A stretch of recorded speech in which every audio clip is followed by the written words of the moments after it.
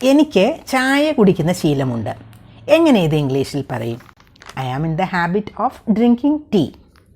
അവൾക്ക് ചോക്ലേറ്റ് കഴിക്കുന്ന ശീലം ഉണ്ട്. എന്നാണെങ്കിലോ?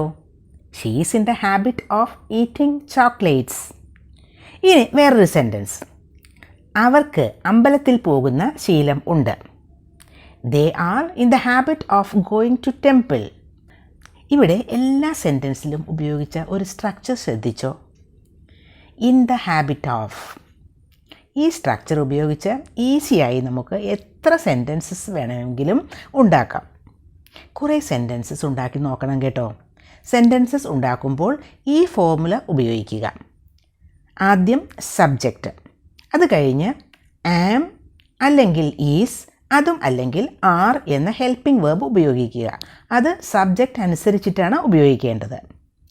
പിന്നെ ഉപയോഗിക്കേണ്ടത് structure in the habit of. അത് കഴിഞ്ഞ് ING form of the verb. First സെൻറ്റൻസിൽ നമ്മൾ ഉപയോഗിച്ചത് ഡ്രിങ്കിങ് എന്നാണ്. ഡ്രിങ്ക് എന്ന വേർബിൻ്റെ കൂടെ ING ഫോം ചേർത്ത് ഡ്രിങ്കിങ് എന്ന് ഉപയോഗിച്ചു. ING ഫോം ഉപയോഗിച്ച് കഴിഞ്ഞാൽ പിന്നെ ഉപയോഗിക്കേണ്ടത് ഓബ്ജക്റ്റ് ആണ്. ഫസ്റ്റ് സെൻറ്റൻസിൽ ഉപയോഗിച്ച ഓബ്ജക്റ്റ് ടീ. ഇനി സബ്ജക്റ്റ് അനുസരിച്ച് ആണ് ഹെൽപ്പിംഗ് വേർബ് ഉപയോഗിക്കേണ്ടത് എന്ന് പറഞ്ഞല്ലോ. ഐ ആണ് സബ്ജക്റ്റ് എങ്കിൽ ഉപയോഗിക്കേണ്ട ഹെൽപ്പിംഗ് വേർബ് ആം ആണ്.